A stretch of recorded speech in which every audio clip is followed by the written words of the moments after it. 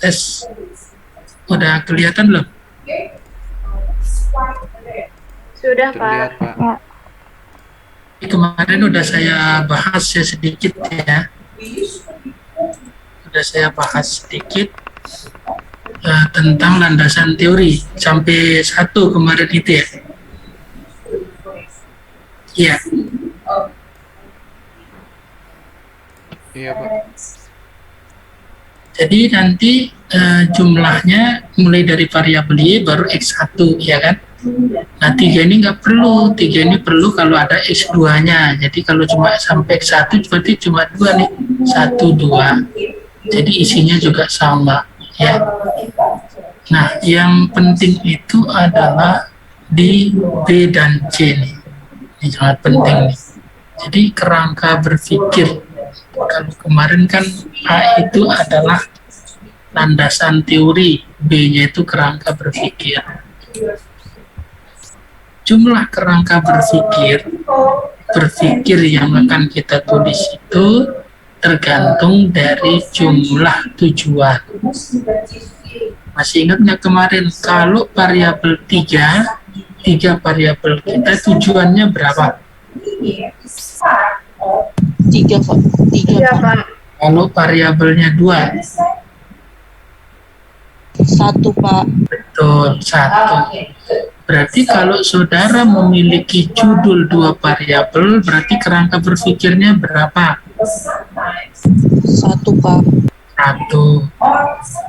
Ya, jadi disesuaikan dengan jumlah dari 7 Tujuan. 2. dan urutannya pun harus sama dengan tujuan. Gitu. Nah, isinya itu tuh apa gitu ya? Isinya itu tuh apa? Ya. Jadi minimal itu ada 3 paragraf yang harus saudara cantumkan di dalam kerangka berpikir. Jadi minimal ada 3 paragraf. Ya. Nih, paragraf pertama itu bicara tentang variabel Y-nya. Nah, ini ya. Bicara tentang variabel Y secara deskriptif. Jadi setelah saudara membuat landasan teori kan punya pemahaman, punya konsep tentang prestasi belajar. Misalkan kalau Y-nya prestasi belajar, kalau Y-nya pemahaman konsep ya tentu kita bahas pemahaman konsep gitu ya. Apa itu pemahaman konsep? Tapi bukan dalam definisi, tapi dari pandangan kita setelah kita membaca dari variabel Y-nya dari landasan teori itu. Ya. Jelas sampai sini ada pertanyaan?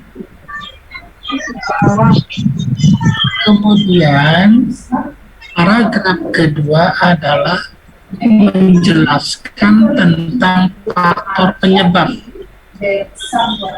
ya, faktor penyebab. Di paragraf selanjutnya adalah peneliti menjelaskan faktor penyebab. Faktor penyebab dikaitkan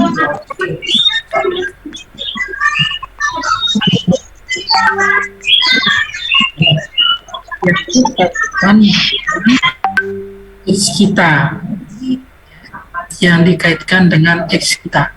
Jadi saudara mengangkat X-nya itu apa? Jadi itu yang kita tulis, faktor penyebabnya yang berkaitan dengan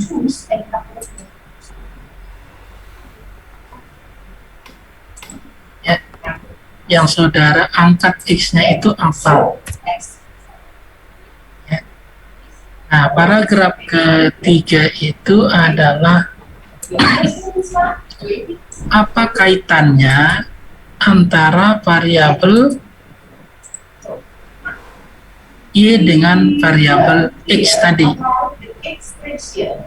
Apakah dia itu linear ataukah dia itu saling tolak menolak? Artinya begini, contoh dalam komunikasi orang tua dan motivasi belajar terhadap prestasi belajar. Jadi kita mengaitkan kalau komunikasi orang tua bagus, maka prestasi belajar baik. Begitu juga dengan motivasi. Jika motivasi belajarnya itu baik, maka prestasi belajarnya naik. Itu dikaitkan di situ. Ya, dikaitkan di situ. Sehingga dari penjelasan 3 paragraf ini, terakhir kita menyimpulkan, ya, kesimpulan kita. Jadi kesimpulan kita itu adalah ada kata diduga. Jadi setelah kita menjelaskan kaitan antara X dan Y, ini kita menyimpulkan kalimatnya itu adalah diduga terdapat pengaruh X1 terhadap Y. Nah, itu kesimpulan kita. Ya, ini prasangka kita, dugaan sementara kita, yang nanti ini akan kita tulis di dalam hipotesis, landasan kita di dalam membuat hipotesis, gitu. Ya, jadi semuanya ini ditulis dalam bentuk tanpa ada kutipan. Jadi hanya menulis dalam bentuk deskriptif berdasarkan dari landasan teori yang sudah kita tulis di bab 2 ini. Jelas kira-kira? Ada pertanyaan dulu sampai sini?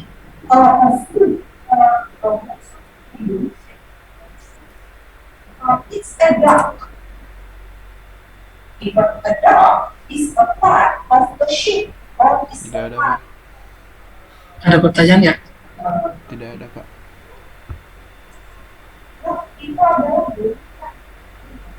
Lanjut. Lanjut, Pak. Lanjut, Pak. Baik, yang C, ini bab 2 itu berarti isinya cuma 3 ya. Landasan teori, kerangka berpikir, dan hipotesis penelitian. Nah, hipotesis penelitian ini jumlahnya juga harus sama dengan kerangka berpikir tadi, harus sama. Ya, harus sama. Dan urutannya pun juga harus sama. Ya. Nah, yang kita ambil adalah simpulan yang ada di kerangka berpikir tadi. Jadi yang ini tuh kita ambil, diduga ini. Ya, diduga ini kita ambil. Kita taruh di hipotesis kita. Cuma kalimatnya bukan kata diduga lagi. Terdapat pengaruh. Ya. Jadi kalau variabel kita itu 3, bersama-sama dulu nih. Terdapat pengaruh X1 dan X2 terhadap Y. Terdapat pengaruh X1 terhadap Y. Terdapat pengaruh X2 terhadap Y, gitu. Cuma kalimatnya cuma itu aja untuk hipotesis penelitian Okay? You have to gitu. try to speak English. And try to do your thing. Ya, Okay? cuma itu untuk hipotesis penelitian. Ini saya save as dulu. Yes, you said that. You said.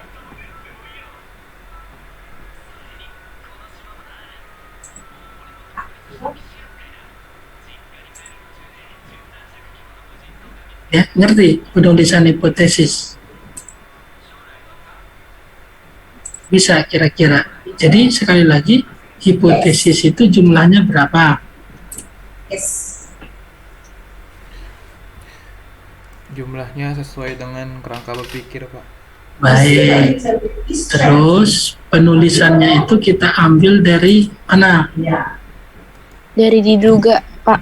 Nah, dari simpulan kita yang ada di Kerangka berpikir. kerangka berpikir. Gitu. Ada pertanyaan lagi? You seem a little blue to me. What's the matter? Matter, not matter. Okay? Ada? You seem a little blue today. What's the matter? Do you understand Tidak, class? Pak. Ini saya upload dulu materinya, lupa saya belum upload ya. Yeah. Di Google Classroom nanti saudara Sad or blue here is not sport. Sport, blue skill. Little blue here is not sport.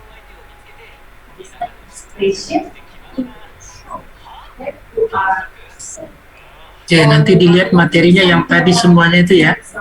Ada di Google Classroom, sudah saya input. Nah, ini untuk hipotesis penelitian. Kemudian yang selanjutnya itu adalah bab 3-nya. Ini bab 4 ini contoh bab 4 ini. Kalau saudara nanti bab 4 ya, saya kasih contoh bab 3-nya dulu. You feel what you call bahana in your bahasa.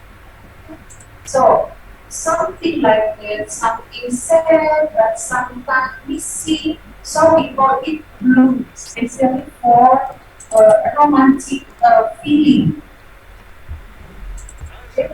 So, and you don't know what to do. You don't know what's feeling. So we say blue. Expression di Indonesia tidak jelas atau obscure, tidak seperti mesti pada sebelum juga what's the matter bahasa Indonesia ini apa ya tidak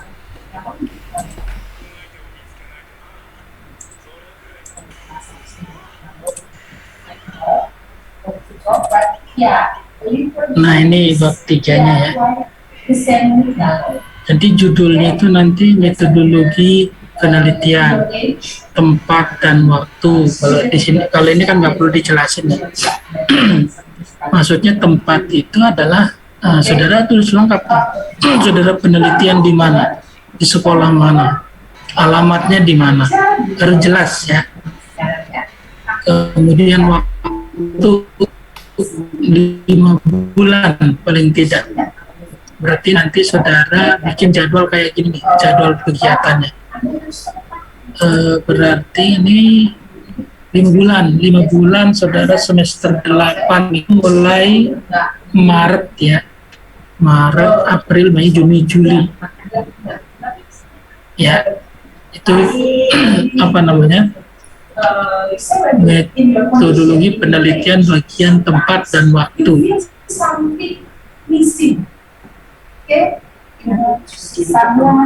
Sebentar ya.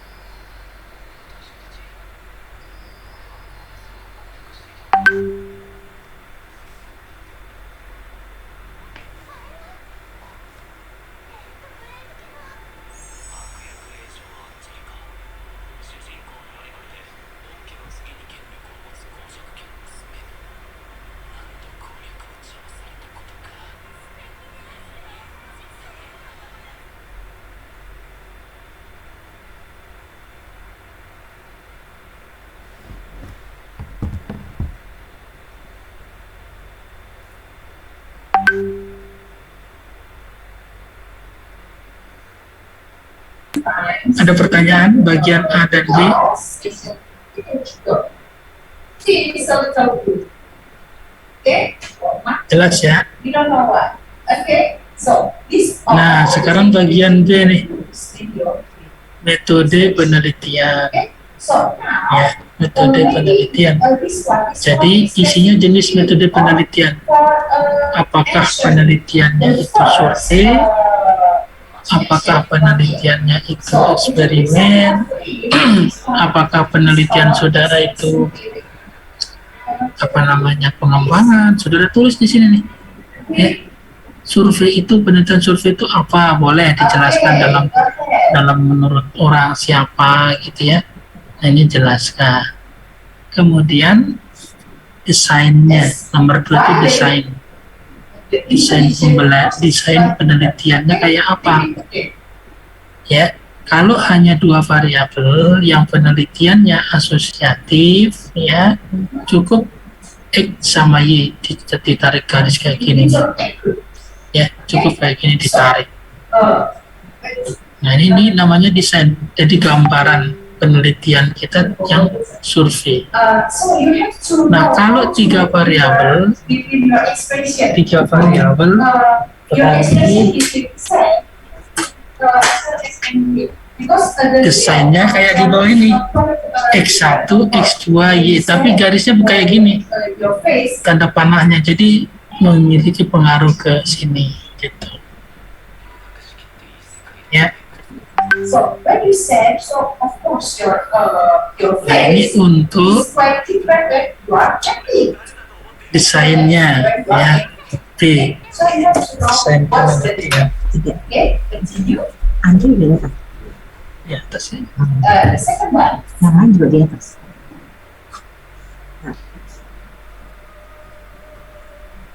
Ada pertanyaan bagian B, metode penelitian. Jadi mendeskripsikan nih, deskripsiin Okay. jenis penelitiannya apa, ya kan? Desainnya, kalau ini cukup menggambarkan aja, bentuk gambarnya aja. Kalau survei 2 variabel, cukup gambarnya kayak gini. Tapi kalau 3 variabel, saudara gambarkan kayak gini. Ya, jelas? Ada pertanyaan nggak sampai sini?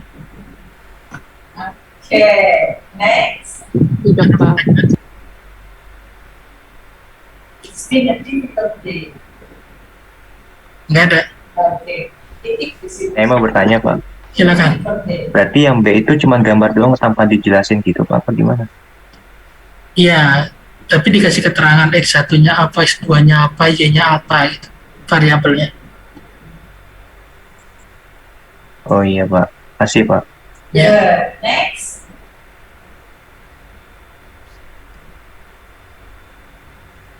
I'm mad at you. Okay, it's not that. Nah, ini populasi C-nya itu nanti populasi sampel dan teknik sampel.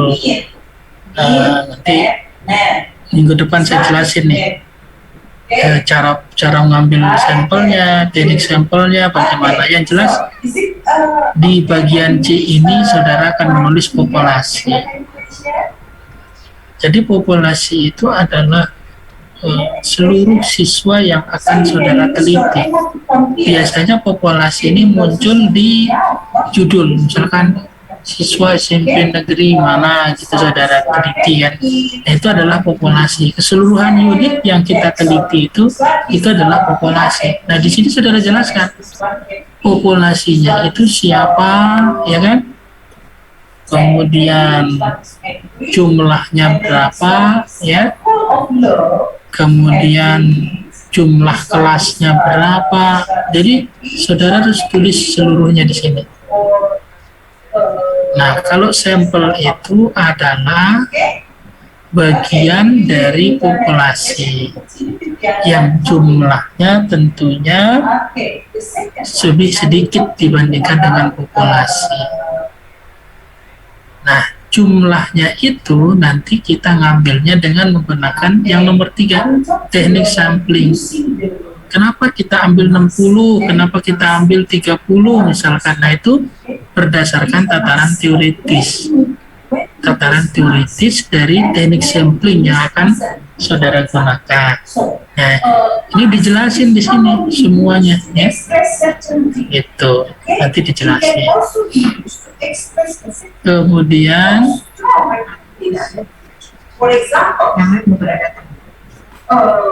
Kemudian metode pengumpulan datanya. Metode pengumpulan data itu nanti saudara jelaskan, ya. Masing-masing variabel itu cara kita ngumpulin datanya kayak apa? Apakah menggunakan kuesioner, kemudian tes misalkan, ya. Terus sumbernya itu siapa? Apakah dua-duanya siswa atau salah satu guru, ya? Ini gambaran dari bab 3-nya, tapi di penjelasan lebih lanjut nanti kita bahas ini teknik pengumpulan datanya, ya. Kemudian instrumen itu adalah sebelum kita membuat angket itu harus kita buat kisi-kisinya kayak gini nanti, motivasi belajar gitu ya. Indikatornya apa, ya? Indikatornya apa, kemudian jumlah butirnya berapa, terus diuji dengan menggunakan uji validitas. Ini gambaran dulu nih, ya. Ini baru motivasi belajar. Instrumen kedua apa nih? Prestasi. Kita tulis prestasi belajar. Indikatornya apa, pertanyaannya atau soalnya berapa, ini juga kita tulis, ya. Nah, kita uji reliabilitasnya. Kemudian teknik analisis data, ini analisis statistik deskriptif. Nah, ini saudara tulis kayak gini nih. Maksud saya mau copy dari sini aja. Ini kayak langkah-langkahnya, rumusnya apa, ini sama kalau ini. Ini nggak perlu di ini. Nah, ini juga tinggal saudara nulis kayak gini. Copy paste kalau ini rumus, jadi karena ini sama. Ini juga tinggal saudara copy paste, ya. Jadi kita jelasin rumus yang kita pakai itu cara perhitungannya kayak apa, ya. Nah, yang terakhir adalah hipotesis statistik dalam bentuk simbol, ya. Kalau kita nguji pengaruh, biasanya yang kita uji adalah betanya.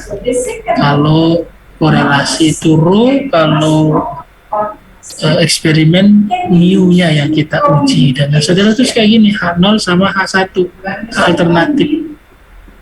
Ini kalau 2 variabel. Kalau 3 variabel, hipotesisnya itu 3 hipotesis statistiknya. Jadi saudara tulis kayak gini. Jadi tinggal dicontohin aja. Gitu, ya. Nah, itu adalah gambaran bab 3 nanti saudara dalam melakukan penelitian, gitu.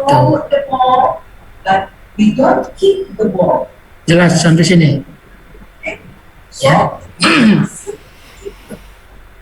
Jelas. Nah, nanti minggu depan saya bicara ini cara saudara ngambil sampel, kemudian metode pengumpulan data sama instrumen. Ada 3 nanti minggu depan, cara membuatnya, kemudian populasi sampel, metode pengumpulan data sama instrumennya, 3 nanti, ya.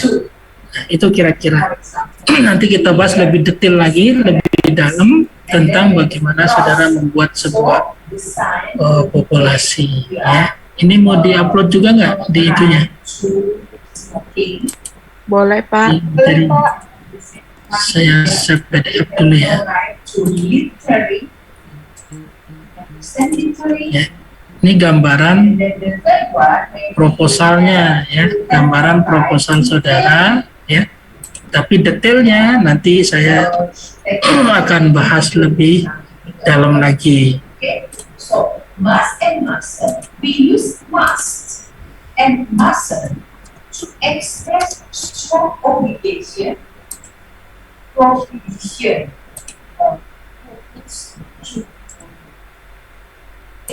So mass we use to express strong obligation.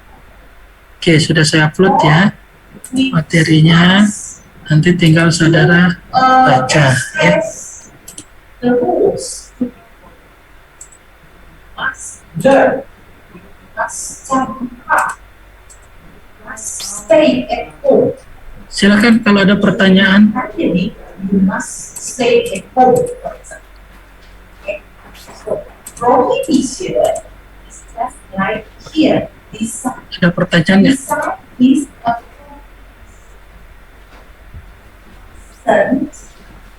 smoking. Tugasnya udah saya jelasin belum? Tugas ini, tugas kelompoknya. Mustn't filming. All Belum the terlalu detail, Pak. Kalau yang kelompok Belum terlalu detail ya. you see what's the Oke, saya jelasin dulu. prohibition and express the rules to follow. Understand? Class, do you understand? Okay, so, okay, good. Now is the example how to use the word must. Okay, for example, Oke, must baik. is a word. That's Contohnya itu misalkan penelitian so he said that he must do this. penelitian asosiatif And ya. now the police say to a Kemarin apa? Yang kelompok satu apa? For example, she must wear a helmet. Kelompok satu judulnya apa? Okay, so we say she must wear a helmet. Then the second one, so you mustn't. Kelompok you satu. mustn't sleep in class. Kelompok satu apa judulnya? You mustn't sleep in class. Bentar Pak, saya cari dulu. Prohibition. Penelitian tindak kelas Pak, kelompok 1. Okay, you see the difference between obligation and prohibition. Okay, now.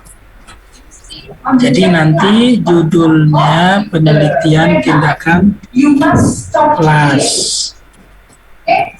Or you mustn't cross. Judul penelitian Okay? tindakan kelas. Now, Oke, you can berarti see another. bab satunya I will show you other example. pendahuluan. Semua ya ini. So, you see the word hope and wish. Okay? It present, past, and future. Semuanya itu sama pendahuluan. Use the word hope and when we use the word wish. Yang kedua, bab 2-nya itu adalah You use when konsep something is very possible. konsep penelitian tindakan kelas, gitu ya. Or things that are not likely to happen. Or things that you don't Nanti isinya itu to happen. pengertian I can learn English well. So, Prinsip. the step of learning English. So, penelitian tindakan kelas, can speak English well, of course. tujuannya, Okay. manfaatnya. Wish. Ya. Wish I Nah, nanti bab 3-nya itu adalah what would it say? tekniknya, teknik penulisannya, teknik penulisan tindakan kelas. Ya. Kemudian bab 4-nya itu penutup.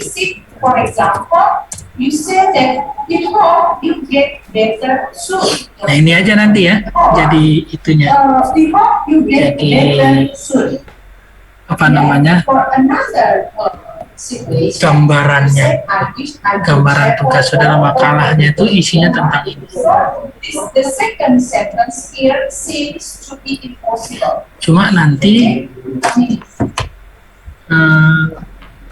apa namanya, Yeah. kalau bisa sebelum nanti presentasi itu dikumpulin, karena kan saya koreksi lagi nih kekurangannya ada di mana gitu ya.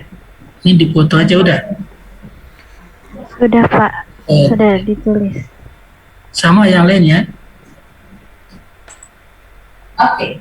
And then Oke, gitu. Ada pertanyaan? Cukup, jelas. Bapak izin bertanya. Ya, silakan.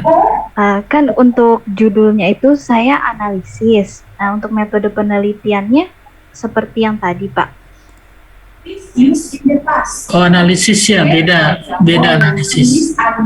Nanti saya kasih contoh ya. Ya, makasih ya, Pak. Ya, ada lagi? So this one is the difference between hope and wish.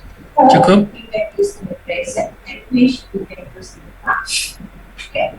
Oke, minggu depan saya kasih lebih dalam lagi populasi dan sampel. Cara ngitungnya bagaimana, ya kan? Cara mengambil sampelnya bagaimana. Nah, itu harus ada tataran teorinya. Terus cara bikin instrumen kayak apa. Nah, itu harus lengkap nantinya. Karena materi ujian saudara itu nanti bab 1, bab 2, bab 3 sampai instrumen nanti. Bagaimana cara membuat instrumen. Ya, untuk UTS-nya itu. Ya, nanti dipelajari lebih dalam lagi. Oke, baik. Saya kira itu untuk hari ini. Ada lagi? Ada pertanyaan? Cukup? Saya mau tanya, Pak. Ya. Kamu mau tanya Pak? Ya udah. Kan kita itu kan temanya itu kan tentang penelitian pengembangan Pak, kelompok saya. Itu harus buat produk atau nggak usah, Pak? Enggak, bikin makalah doang. Makalah aja, Pak. Baik. Kecuali nanti skripsinya pengembangan. Jadi cuma bikin makalah doang untuk dipresentasikan ya. Oke. Begitu Pak. Baik, Pak. Terima kasih. Jelas Akmal ya? Jelas, Pak.